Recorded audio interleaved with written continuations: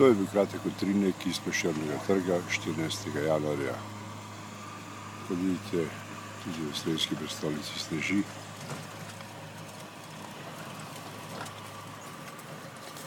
Zato je prav, da tudi mi zaznamujemo ta vremenski dogodek v slovenski prestolnici.